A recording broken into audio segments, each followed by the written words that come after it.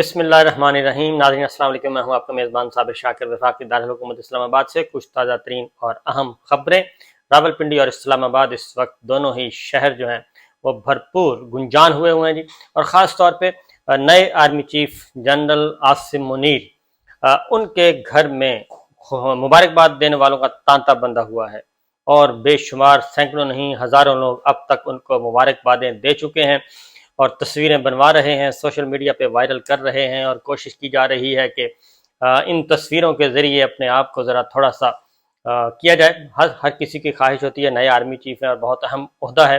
تو تصویریں بھی بن رہی ہیں، سب کچھ ہو رہا ہے، فوٹو سیشن ہو رہے ہیں، مبارکبادیں وصول کی جا رہی ہیں، اور دور دور فون بھی ہو رہے ہیں، ایک دوسرے کو مبارکبادیں دی جا رہی ہیں، اور جو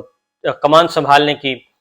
تقریب ہے اس کے لیے دعوت نامے بھی تیار کیے جا رہے ہیں کہ کون کون سے خوش نصیب ہوں گے ان دعوت نامہ جن کو دعوت نامے ملیں گے اور وہ پھر اس تقریب میں شریک ہوں گے، کیونکہ یہ کافی امپورٹنٹ، اور 6 سال بعد تقریب ہو رہی ہے، 3 سال بعد نہیں، 6 سال بعد، کیونکہ باجوہ صاحب 3 سال ایک اور ٹرم بھی استعمال کر چکے تھے، اور یہ تقریب جو ہر 3 سال بعد ہوتی ہے تو اب 6 سال بعد ہوگی، اس لیے بھی یہ امپورٹنٹ ہے۔ اور چونکہ باجوہ صاحب ایک بہت ہی منجھی ہوئی وکٹ تھے، ایسی وکٹ جس کو اکھاڑنا، جس کو آؤٹ کرنا کافی مشکل ہو چکا تھا، اور سب نے مل کے بلکہ کہنا چاہیے کہ میچ فکس کیا، سب پولیٹیکل پلیئرز نے مل کے، اور پولیٹیکل پلیئرز کے ساتھ ساتھ انسٹیٹیوشنز، اور پھر جو نظر نہ آنے والے امپائرز ہیں وہ بھی، ان سب نے مل کے یہ وکٹ گرائی ہے، ورنہ یہ وکٹ گرنے والی نہیں تھی۔ لمبے لمبے عزائم، چوڑے چوڑے عزائم، طویل دورانیے کے منصوبے تھے، اور اپنی فیلڈنگ سیٹ کی ہوئی تھی، ہر جگہ پہ فیلڈنگ سیٹ کی ہوئی تھی، لیکن اس کے باوجود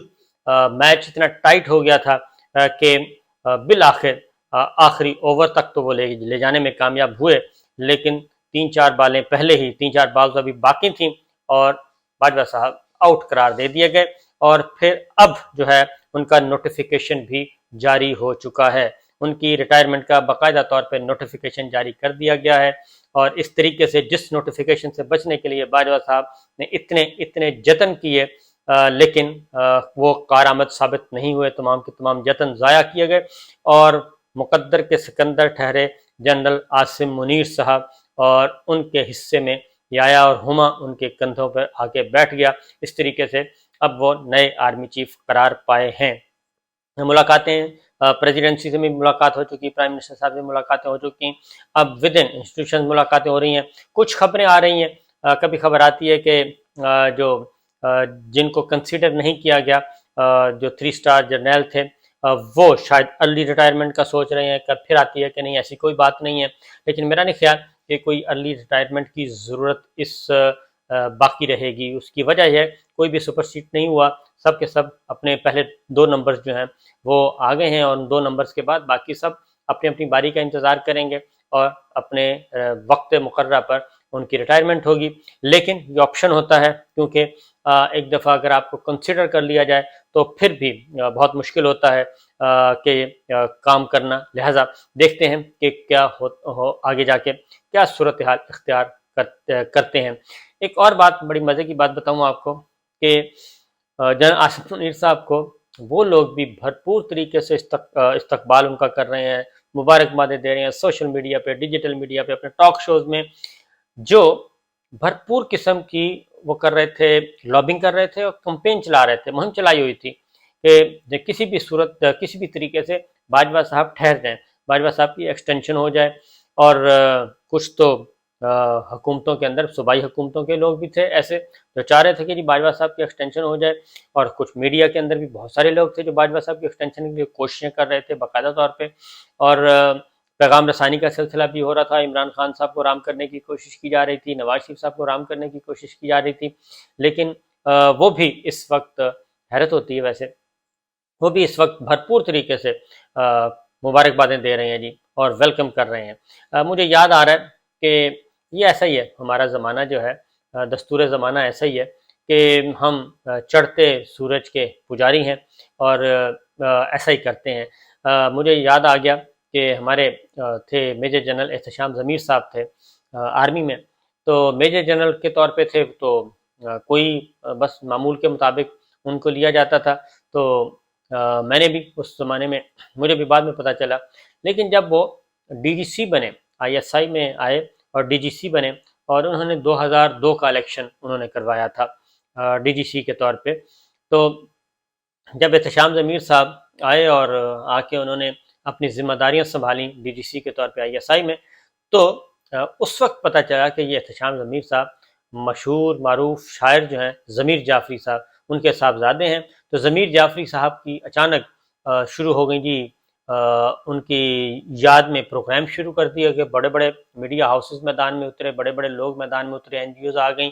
اور انہوں نے احتشام ضمیر صاحب کی یاد میں شامیں منانا شروع کر دیں، یادیں منانا شروع کر دیں، پروگرام کروانا شروع کر دیے۔ اچانک ٹی وی پہ میں نے دیکھا، ٹی وی پہ احتشام ضمیر صاحب ہر طرف جو ہے وہ ضمیر جعفری صاحب جو ہیں ان کی شاعری چل رہی ہے، ان پہ پروگرام چل رہے ہیں، ڈسکشن چل رہے ہیں۔ اس کے بعد پتہ چلا کہ دراصل ضمیر جعفری صاحب کے صاحبزادے احتشام ضمیر صاحب جو ہیں وہ آ چکے ہیں DGC کے طور پہ، وہ آ گئے ہیں ISI میں، اس لیے یہ ان کو ویلکم کیا جا رہا ہے۔ تو یہ ہوتا ہے، ایسا ہوتا ہے، اور یہی ابھی بھی ایسا کچھ ہو رہا ہے۔ تو ہم جنرل عاصم منیر صاحب سے یہی کہیں گے کہ ایسے لوگوں سے اپنے آپ کو دور رکھیں جو کیا کہنا چاہیے فصلی بٹیرے ہوتے ہیں، جیسے ہی فصل تیار ہوتی ہے تو وہ آ جاتے ہیں، اور جیسے ہی فصل میں تھوڑی سی ویرانی آتی ہے تو پھر بھاگ جاتے ہیں۔ ایسے خوش آمدی لوگ ہوتے ہیں، اس طرح کے خوش آمدی لوگوں سے بھی بچیں، فصلی بٹیروں سے بھی بچیں، اور اپنی پوری توجہ دیں اپنے اصل کام کی طرف، اپنے انسٹیٹیوشن کی طرف۔ مسلح افواج ان کے کندھوں پہ بہت بھاری بھرکم ذمہ داری ہے، وہ ویل ریپیوٹیڈ ہیں، بہت اچھی شہرت کے مالک ہیں، اور اللہ تعالیٰ نے ان کو بہت مشکل وقت میں ان کو یہ آزمائش میں ڈالا ہے۔ یہ اس آزمائش پہ ان کو پورا اترنا چاہیے، کیونکہ وہ کس حالات میں آرمی چیف بنے ہیں۔ وہ ان حالات میں آرمی چیف بنے ہیں کہ اس وقت پاکستان کے عوام اور فوج کے درمیان، اور ایک بہت بڑی سیاسی جماعت جو سب سے بڑی سیاسی جماعت ہے اس وقت، اس کے فالوورز ہیں، اور ان کے ووٹر سپورٹر پاکستان کے عوام جنہوں نے قبول نہیں کیا جو رجیم چینج ہے، اس کو قبول نہیں کیا۔ تو ایسے وقت میں افواج پاکستان اور عوام کے درمیان جو فاصلے بڑے ہوئے ہیں ان کو کم کرنا ہے۔ یہ عاصم منیر صاحب کا بڑا ہی امتحان ہے۔ اس کی وجہ یہ ہے کہ باجوہ صاحب جاتے جاتے بہت ساری بارودی سرنگیں بچھا کے گئے ہیں، اور افواج پاکستان کی بیڑی میں اتنے وہ کانٹے اور وہ کیا کہنا چاہیے وہ پنجابی میں کہتے ہیں نا روڑے ڈال دینا، تو وہ وٹے ڈال دیے بیڑی میں، اور افواج پاکستان کی بیڑی میں، اور وہ کافی مشکل وقت ہے، اور ریپوٹیشن کو بحال کرنا ہے، وقار کو بحال کرنا ہے۔ اس کی وجہ یہ ہے کہ پچھلے 6-7 ماہ میں خاص طور پہ جب سے یہ سلسلہ شروع ہوا ہے، اور اس سے بھی پہلے جب سے یہ سیاسی عزائم جب انہوں نے سوچا کہ میں نے تیسری ایکسٹینشن بھی لینی ہے، تب سے لے کے اب تک اور پچھلے 7 ماہ ان کے راستے میں جو بھی ان کی خواہشات کی تکمیل میں رکاوٹ بنا، انہوں نے اس کو روند دیا۔ اس وقت پچھلے 7 ماہ میں نہ عدالتی فیصلوں کا احترام کیا گیا، نہ قانون کا احترام کیا گیا، نہ آئین کا احترام کیا گیا، اور ہر طریقے سے اپنے مخالفین کو اور اپنے مخالف نقطہ نظر بیان کرنے والے کو انہوں نے کرش کیا ہے، اور یہ ایک فیکٹ ہے، اور مقدمات کی بھرمار ہے۔ خاص طور پہ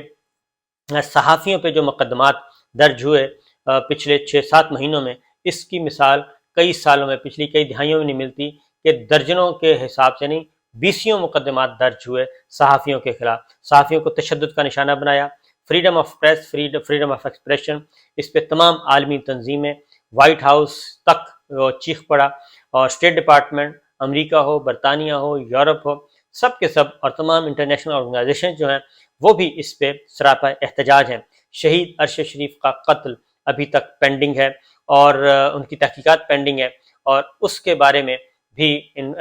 اس کا انتظار کیا جا رہا ہے کہ فری اینڈ فیئر انویسٹیگیشن ہو، ٹرائل شروع کیا جائے، مقدمہ درج ہو۔ یہ ساری کی ساری چیزیں موجود ہیں۔ اسی طریقے سے باقی صحافیوں پہ، مجھ سمیت باقی صحافیوں پہ بھی بے شمار مقدمات درج کیے گئے ہیں، اور جھوٹے مقدمات ہیں۔ آپ کو معلوم ہے کہ کس طریقے سے یہ مقدمات درج کیے گئے ہیں، اور یہ سارے کا سارا ARY پہ، بول پہ، اور دیگر جو ہمارے ڈاکٹر معید ہیں، سمیع ابراہیم ہیں، نان ریاض ہیں، جمیل فاروقی ہیں، ایاز امیر صاحب ہیں، ماز یوسف ہیں، جتنے بھی ہمارے خاور گھمن ہیں، جتنے بھی یہ سارے دوست، یہ سب کے سب زیر عتاب رہے۔ ARY ٹیلی ویژن زیر عتاب رہا۔ سلمان اقبال صاحب پہ بھی، ان کو بھی مقدمہ ان پہ بھی کیا گیا۔ تو یہ ساری جو چیزیں ہیں، یہ ان کا گڑھ کون ہے، ان کے روح رواں کون تھے، ماسٹر مائنڈ کون تھے، ان کی باقیات اس وقت موجود ہیں، یہ ساری چیزوں کو ایڈریس کرنے کی ضرورت ہے۔ تو میرا خیال ہے کہ جو اس وقت عاصم منیر کافی ڈی جی ایم آئی رہ چکے ہیں، ملٹری انٹیلیجنس کے سربراہ رہ چکے ہیں، وہ آئی ایس آئی کے سربراہ رہ چکے ہیں، اور آئی تھنک یہ شاذ و نادر ہی ہوتا ہے افواج پاکستان میں کہ جو دونوں عہدوں پہ رہا ہو، ڈی جی ایم آئی بھی اور D G I S I بھی، وہ آرمی چیف بنے۔ ماضی میں صرف یہ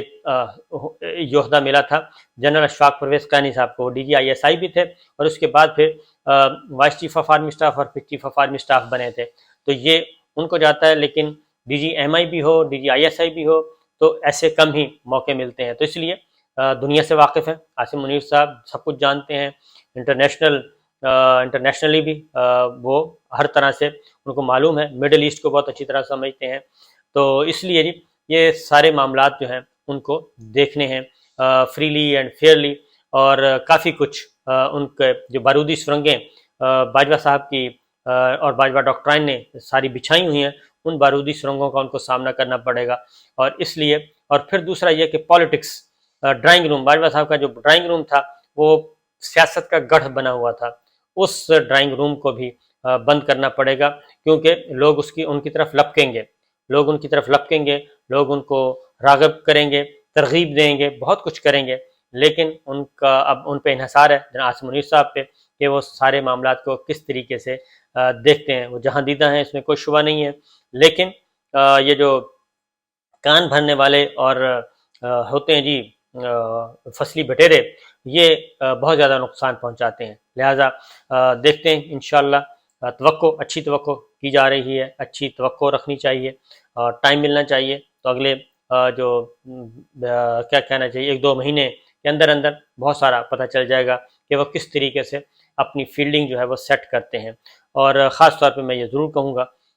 کہ صحافیوں پہ جو کچھ ہوا، میڈیا پہ جو کچھ ہوا، یہ ضرور ان کو ایڈریس کرنا چاہیے، کیونکہ جو پالیسی پچھلے